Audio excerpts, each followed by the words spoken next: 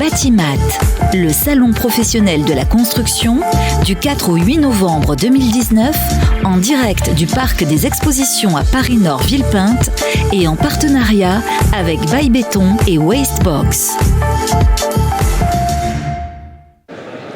Bonjour, bienvenue à Vue de ma fenêtre, une émission proposée par le magazine Verre et Protection sur Bâti Radio. Aujourd'hui, nous avons installé notre fenêtre en pose tunnel dans le hall 5 du salon Batimat. Vous devez certainement l'entendre, il y a un bruit, un brouhaha autour de nous. Et de notre fenêtre, cette semaine, nous allons aborder un sujet à la fois sensible et complexe, tellement compliqué d'ailleurs que nous, journalistes, avons dû rédiger tellement d'articles dans ce feuilleton du CITE qui a été émaillé par tant de rebondissements. Et j'ai titré cette émission pour en finir avec le CITE. Alors je ne sais pas si on va en finir avec le CITE. Le cas, ce que j'aurais voulu aujourd'hui, c'est dresser un état des lieux, savoir où on en est, et puis avoir une remontée du terrain. Donc pour être efficace, nous avons réuni un plateau composé d'invités de choix qui vont nous aider à mieux comprendre. À côté de moi, Marjolaine Meunier-Millefer, députée La République En Marche de la 10e circonscription de l'Isère. À côté d'elle, Cécile Sens, vous êtes présidente de FP2E Industrie, un groupe implanté à Brulon dans la Sarthe. Vous employez 750 personnes et vous avez 2 sur 4 sites de production et vous animez 2 réseaux, Arrêt Fenêtre et Ouverture S, avec 300 points de vente. Face à vous, Sandra Bertin, vous êtes déléguée générale du SNFA, c'est l'organisation professionnelle qui représente les concepteurs et fabricants installateurs spécialisés dans les menuiseries extérieures réalisées en profil aluminium. Le SNFA aujourd'hui, c'est 184 adhérents et 7 sections, vous me dites si je me trompe. Et à côté de vous, le président du SNFA, Bruno Léger, qui va nous aider à y voir un peu plus clair, et du pôle fenêtre, bien sûr. Et nous avons à côté Lionel Brocard. Vous dirigez la miroiterie de la Loue à Montluçon. Vous êtes fabricant de menuiserie aluminium. Vous êtes aluminier agréé Tecnal, c'est bien ça? Et donc on va avoir de votre part une remontée terrain par rapport au CITE. Avec plaisir. Avant de présenter cette émission, tout à l'heure je parlais dans les allées avec des professionnels de la menuiserie. Ils me disaient, ça va parler de quoi cette émission? Et j'ai dit, on va parler du CITE. Et ils m'ont dit, le CITE, ça doit être un peu comme le Brexit pour les Anglais. En fait, on leur en parle tout le temps, ils en entendent parler à longueur de magazines professionnels, leur fédération leur en parle, et au final, ils ne savent pas du tout où ils en sont, si ça va être fait, si ça ne va pas être fait. Bref, il y a eu ce petit parallèle entre... Alors, je ne sais pas du tout négatif pour le CITE. Marjolaine Meunier-Millefer, vous êtes spécialisée dans le thème de la rénovation énergétique. Vous avez été désigné, c'était en mars, je crois, dernier, rapporteur, c'est un nom très long, de la commission d'enquête sur l'impact économique, industriel et environnemental des énergies renouvelables, sur la transparence des financements et sur l'acceptabilité sociale des politiques de transition énergétique. Si avec ça, vous ne pouvez pas nous dresser un tableau du CITE en date du 5 novembre 2019, personne d'autre ne le fera. Alors oui, effectivement, donc moi je suis en charge du plan de rénovation énergétique des bâtiments, c'est-à-dire que le gouvernement a lancé un plan de rénovation énergétique comme les autres gouvernements auparavant, et donc dès le début de ce mandat, on m'a confié la tâche de suivre les travaux du gouvernement sur la rénovation énergétique et de faire le lien entre le gouvernement et le terrain, que ce soit en remontée d'informations ou en descente d'informations sur quelles sont les volontés du gouvernement et pourquoi on fait les choses comme on les fait. Donc effectivement, je vais essayer de vous éclairer sur pourquoi on transforme à nouveau le CITE. Alors, il faut déjà rappeler dans le grand cadre de la rénovation énergétique qu'il y a plusieurs leviers d'aide qui sont aujourd'hui apportés par le gouvernement. Le premier, c'est la TVA à taux réduit, le 5,5 pour les travaux. Donc celui-là, il n'est pas remis en question et il est le même qu'avant. Ensuite, vous avez un deuxième levier qui était l'ANA, qui est toujours l'ANA. C'est un dispositif d'aide pour les précaires et modestes et très, très modestes. Et ensuite, vous aviez le CITE qui était pour les ménages plus largement. C'est-à-dire que tout le monde avait droit au CITE.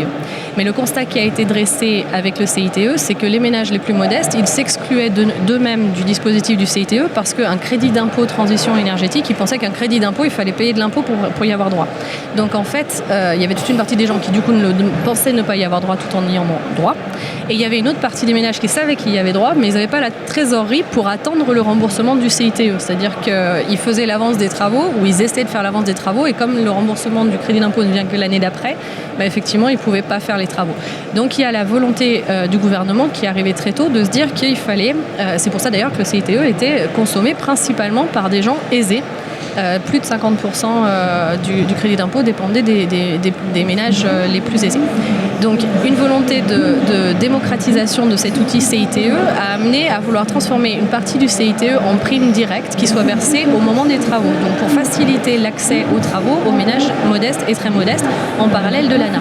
Donc ça pour le coup c'était plutôt une bonne nouvelle parce que les ménages précaires et très précaires vont pouvoir avoir accès à un outil qu'ils n'avaient pas avant. Donc l'objectif de ce CITE transformé, c'est une meilleure réactivité des aides. Les artisans peuvent en témoigner. Quand il y avait un dossier ANA, souvent c'était très long pour qu'il y ait quelque chose. Souvent c'était, s'il y a un dossier ANA, je ne vais du coup pas avoir de dossier du tout. Ça s'est quand même bien amélioré depuis le début de ce mandat-là. On a amélioré la montée en charge de l'ANA. Les budgets de l'ANA ont augmenté de 10% chaque année. Ce qui fait qu'on voit bien qu'il y a une montée en charge de l'aide de l'ANA. En parallèle de ça, le crédit d'impôt transition énergétique a été lui modifié. Mais il l'a été en fait sans cesse depuis sa création. C'est bien le problème. Et c'est bien le problème. Parce que en fait, ce qu'il a, ce dispositif, c'est qu'il est à la fois un levier fiscal pour essayer d'amener les gens vers un objectif qui est celui de la rénovation énergétique vers lequel on veut tous aller. Et en même temps, il a eu des tendances d'effet d'aubaine par-ci par-là. Il a eu des tendances, surtout un crédit d'impôt, budgétairement, c'est compliqué parce que tant qu'on en veut, on en sert. C'est-à-dire que budgétairement, quand vous avez un État qui essaye de contrôler ses dépenses publiques et de savoir exactement quel va être son budget chaque année, un crédit d'impôt, on ne peut pas prévoir. C'est-à-dire que si les gens veulent consommer du crédit d'impôt, on sera obligé d'en servir. Et donc l'enveloppe CITE, elle a été plusieurs fois surconsommée. Et donc pour le gouvernement, c'est un risque d'équilibre budgétaire. Alors, Lionel Brocard, vous n'aurez pas toujours une députée de la République à vos côtés pour expliquer à vos clients ce qu'il en est du CITE aujourd'hui. Vous en avez bénéficié du CITE depuis sa création par Ségolène Royal. Et moi également, puisqu'on a en effet eu à une époque, je dirais il y a 2-3 ans, un surcroît d'activité, mais on ne va pas s'en plaindre. Mais aujourd'hui, on a besoin en effet de pédagogie. C'est-à-dire qu'en effet, vous l'avez dit, on a depuis, chaque année, on a attendu qu'est-ce qui va se passer l'an prochain, en 2020. Je ne sais pas trop encore, finalement, j'ai des doutes. Je n'ai pas l'information et parfois on la tard. Donc on a besoin de pédagogie, pardon Madame la députée, mais du gouvernement vers les entreprises. Et nous, on a besoin aussi de faire de la pédagogie vers nos clients parce qu'ils sont perdus. Vous avez l'impression qu'ils ne savent, d'un côté, qu'ils ne savent pas ce à quoi ils ont droit, et de l'autre côté, ils ne comprennent pas les différents dispositifs. La question, je peux vous la résumer, c'est mais il y a toujours du crédit d'impôt, voilà. C'est souvent la question, mais alors sur les volets roulants, on peut, non madame, c'est fini, ça depuis 2 ans. Enfin, voilà, il y a eu tellement de changements. Que nous, les entreprises et nos clients, le consommateur est perdu. Et est-ce que l'arrêt ou la diminution du CITE a provoqué une baisse d'activité chez vous ? Vous l'avez constaté avec un effet direct, hein ? Alors oui, sur de la menuiserie, on a eu une baisse d'activité, je dirais, quand c'est passé de 30% à 15%, alors je ne sais plus également, ça fait 2 ans peut-être déjà maintenant, oui, ça passe vite. On a eu une baisse d'activité, compensée par d'autres activités pour l'entreprise, mais on a senti quand même que ce crédit d'impôt, il est impératif pour nous, les entreprises, et pour les consommateurs. Vous êtes adhérent d'un réseau, Alumini Agrégna. Vous parlez avec vos confrères, vous sentez des gens ont souffert de ça. J'essaie d'être le porte-parole, même, je dirais, puisqu'on a récemment fait notre convention nationale, et c'est un sujet. Tiens, et toi, l'an prochain, qu'est-ce que tu vas dire à tes clients ? Comment tu vas gérer la situation ? Quelles sont les réponses qu'on va pouvoir leur apporter ? D'accord. Alors, Cécile Sens, vous avez, au travers de FP2 Industrie, vous avez 2 réseaux, avec à peu près, vous m'avez dit, 700 points de vente, c'est ça, en tout ? Quelle est la remontée terrain des adhérents de vos réseaux ? Qu'est-ce qu'ils vous disent ? Je crois que c'est la même problématique que monsieur. Ils ont besoin de stabilité, ils ont besoin de visibilité. En fait, si on reprend un peu l'histoire du crédit d'impôt, il y a eu tellement de variations que ça génère chez eux des variations d'activité. Alors nous, dans nos réseaux, on est vraiment très orienté sur la rénovation auprès du particulier, donc on est complètement dans la cible du CITE, et ces variations d'activité, elles sont, à mon avis, très préjudiciables au niveau du terrain. Alors, Sur la solidité des entreprises ? Alors, sur la solidité des entreprises, parce que forcément des variations d'activité, donc monsieur a raison, quand on est passé de 30% à 15%, il y a eu un premier trou d'air, mais il y a eu un second trou d'air cette année. Là, hein. Le premier semestre a été en baisse d'activité par rapport au premier semestre 2018. Tout ça, c'est très difficile à gérer au niveau des TPE. Hein. Les entreprises dont je parle, ce sont des entreprises qui ont une dizaine de salariés. C'est très compliqué à gérer. Vous pensez qu'il y a des défaillances qui sont liées directement je suis certaine qu'il y a des défaillances qui sont liées à ces problématiques-là. Alors, c'est difficile de les comptabiliser parce que c'est souvent un ensemble de choses, mais en tout cas, ça a un impact sur la trésorerie des entreprises, c'est certain. Alors, Sandra Bertin, Bruno Léger, au niveau du SNFA, vous avez travaillé sans relâche au sein du pôle Fenêtre avec vos confrères d'autres secteurs de la menuiserie. Quelle analyse faites-vous aujourd'hui après presque 2 années de combat acharné ? Bruno. Alors c'est effectivement un ras-le-bol, parce que il y a 2 ans, jusqu'à fin 2017, début 2018, le système était effectivement excessif et il avait entraîné on va dire des effets d'aubaine et des effets excessifs qui étaient très coûteux pour le gouvernement. Mais le dispositif en vigueur cette année, en 2019, il a réglé la question, c'est-à-dire que on a plafonné à 100 € par fenêtre, on a sorti un certain nombre de produits, on l'a réservé aux fenêtres qui sont changées et qui étaient en simple vitrage, c'est-à-dire vraiment des passoires thermiques, et que donc on a diminué le coût par 8. Donc on a déjà fait un énorme effort de réduction du coût pour le gouvernement, qui fait que le système d'aujourd'hui, il est tout à fait supportable par le gouvernement. Mais les 100 €, on avait, je pense, trouvé le bon système. Il était pour tout le monde et les 100 €, ça déclenchait l'achat. C'est un système simple, un chiffre simple, facile à retenir et il y a un effet déclencheur. Donc ça participait à massifier la rénovation énergétique en France. Et c'était pour tout le monde et c'était simple à comprendre. Et là, on change ça une nouvelle fois. Alors que, je répète, le système actuel, on l'a rendu totalement supportable pour les finances publiques. Donc j'ai envie de dire, aujourd'hui, tout va bien. Le système tel qu'il est aujourd'hui, il est incitatif et il est simple, il est universel et il est supportable par les finances de l'État. Donc pourquoi continuer à le changer ? Alors justement, pourquoi Sandra Meunier-Milfer ? Vous vouliez réagir ? Oui, pardon. Moi, je salue d'abord le passage du crédit d'impôt à la prime, puisque vous en avez vanté les avantages. Je crois que c'était un élément important pour effectivement démocratiser encore plus les incitations. Moi, je crois qu'il ne faut pas oublier qu'aujourd'hui, les variations comme ça, y compris au niveau de la communication, puisqu'on voit que la filière est bien organisée, qu'elle communique très bien et qu'elle sait communiquer en plus, comme vous l'avez dit à l'instant, cher monsieur, sur l'explication jusqu'au client final de ces incitations et de leurs bénéfices. Il est préjudiciable d'un côté, on va dire par rapport à la prime qui est un côté positif, il est préjudiciable de déstabiliser le marché par rapport à des informations qui sont très très complexes à manipuler pour les artisans. Je crois qu'il y a aujourd'hui pas loin de 104 combinaisons différentes au niveau du dispositif qui est prévu. Donc ça va être ingérable pour les entreprises. La communication ne va pas pouvoir se faire. Alors la communication, est-ce que c'est pas le travail d'une fédération ou d'un animateur de réseau, Cécile Sens ?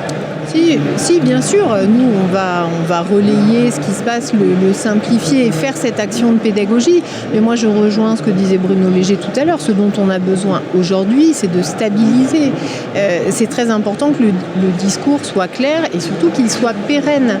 Si on reprend un peu l'histoire du crédit d'impôt, ça a quand même eu des vertus très importantes. Ça nous a permis, nous, en tant qu'industriels, de travailler sur l'innovation et d'axer l'innovation sur la performance thermique. Donc aujourd'hui, on a la chance en France, et c'est pas vrai dans d'autres pays, d'avoir des fenêtres qui sont extrêmement performantes thermiquement. Donc ça, c'est quelque chose de très bénéfique qui, à mon avis, a été un peu incité par le crédit d'impôt. Maintenant, on a un système qui a évolué, qu'on a amélioré, qui fonctionne. Pourquoi le changer ? Vraiment, je pense qu'il faut rester sur quelque chose maintenant d'efficace et de simple. Marjolaine Meunier-Milfer, vous entendez cette problématique de l'incompréhension, de la complexité, de la difficulté à communiquer ce à quoi les entreprises ont droit, les clous dans lesquels elles peuvent passer, ceux dans lesquels elles ne peuvent pas passer, comment les menuisiers peuvent-ils expliquer à leur client final ce qu'il en est? Oui, alors moi je comprends très bien. En fait, je suis souvent un peu entre le marteau et l'enclume parce que je passe beaucoup de temps sur le terrain à rencontrer les gens, les artisans, les professionnels de tous les secteurs du bâtiment dans le cadre de ma mission de rénovation énergétique des bâtiments. Et j'entends très clairement la préoccupation de l'instabilité. Pour moi, c'est le premier sujet. Je crois que c'est vraiment là-dessus qu'il faut qu'on arrive à trouver des modes de stabilisation. C'est d'ailleurs pour ça que dans le cadre de la loi énergie-climat qui a été adoptée à la rentrée de septembre, il y a une volonté de faire un plan quinquennal de la rénovation énergétique. C'est-à-dire que l'objectif, ce serait que lors de la prochaine programmation pluriannuelle de l'énergie, il y ait non seulement un débat au Parlement sur ce que c'est que cette programmation pluriannuelle, les efficacités énergétiques qu'on veut réaliser dans le pays, mais que dans ce cadre de ce débat-là, il y ait obligatoirement un volet rénovation énergétique. Et moi, ce que j'aimerais, c'est que quand on débat de ce volet rénovation énergétique, on décide les aides pour le quinquennat. Comme ça, on aurait une stabilité des règles du jeu pour tout le monde pendant 5 ans. Et au bout de 5 ans, on tire les conclusions. On a une vraie évaluation des politiques qui ont été menées pendant le quinquennat. Et on arrête d'essayer ce qui est en fait le drame français, c'est qu'on est tellement perfectionniste qu'un dispositif, on est constamment en train de se dire qu'il est bien, mais il faudrait l'améliorer encore un petit peu. C'est à chaque PLF, donc, en fait. Ce sont des arbitrages à chaque PLF. Ouais, et c'est vrai que ça, c'est une problématique. Moi, je l'entends très bien. À côté de ça, je suis contente de vous entendre dire qu'effectivement, il y a eu un effet d'aubaine, parce que c'est ce qui est en fait régulièrement dénoncé dans le cadre de ce dispositif. Il y a eu un effet d'aubaine du crédit d'impôt transition énergétique. Moi, je dis souvent, il y a eu un effet crédit d'impôt de transition esthétique, parce qu'effectivement, on avait 30% sur l'ensemble de la fenêtre, alors qu'il y avait un certain nombre d'options qui faisaient monter le prix de la fenêtre et qui n'avaient pas d'effet sur l'efficacité énergétique. Et donc, effectivement, quand vous mettez des petits bois, ça vous fait une plus-value sur la fenêtre, ou quand vous mettez un coloris rare, ça fait une plus-value sur la fenêtre, et en fait, il n'y avait aucun effet efficacité énergétique sur ces options-là. Donc, effectivement, cet effet d'aubaine-là, il était compliqué. Par ailleurs, vous aviez la question des portes. Pourquoi est-ce que les portes, elles ont été exclues? Pourquoi est-ce que les volets roulants, on les exclut? C'est pareil, c'est un effet de constat. Sur les portes, ce qui est un peu frustrant, c'est qu'ils sont basés sur la question du collectif. Quand vous habitez dans un logement collectif en immeuble, votre porte, elle donne pas sur l'extérieur, elle donne sur un palier intérieur. Donc l'efficacité énergétique de la porte, c'est pas la même. Et en plus, vous avez une question de la porte blindée. C'est-à-dire que si vous mettez une option de sécurité qui fait une grosse plus-value sur la sécurité porte blindée, alors que l'efficacité énergétique est pas meilleure, encore une fois, vous avez un effet inflationniste du système. C'est pour cette raison-là qu'effectivement, le sujet de la fenêtre, de la porte et globalement des menuiseries ont été vraiment fléchés comme étant le mauvais élève, mais c'est pas la faute de personne, c'était la faute d'un dispositif qui a été mal pensé au démarrage, mal cadré au démarrage, et donc des dérives qui ont après été effectivement un peu dénoncées, et donc il y a eu un effet punitif, moi je pense, excessif. Un effet punitif qui a été concentré sur la fenêtre et qui a, à mon avis, payé très cher. Alors, des excès d'autres activités. Alors, non, c'est pas d'autres activités, c'est bien cette activité-là. Et Bruno Léger voulait réagir. C'est toujours difficile de juger avec les yeux d'aujourd'hui une décision qui a été prise il y a 6 ou 7 ans dans un contexte qui n'avait rien à voir.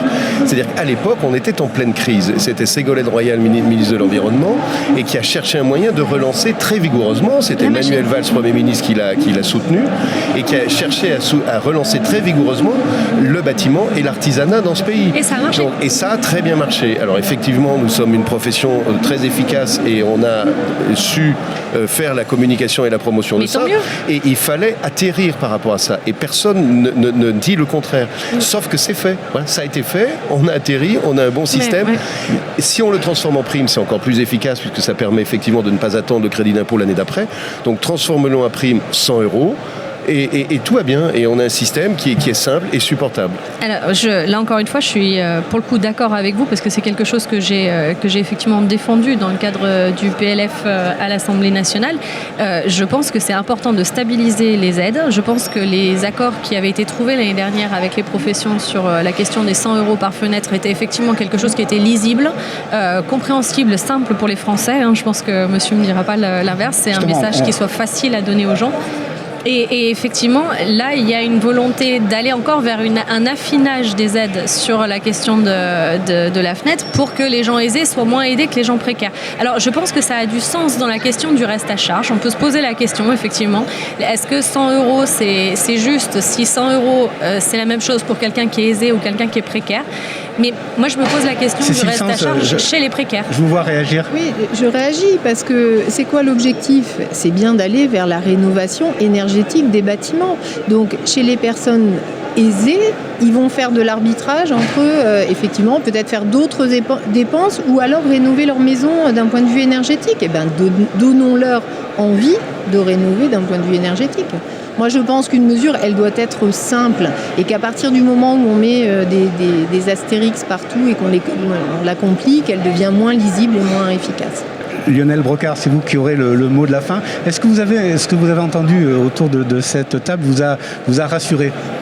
Rassuré parce que finalement, j'ai l'impression qu'on est à peu près tous d'accord, qu'il y a eu un passé, qu'aujourd'hui, il y a des choses qui s'améliorent.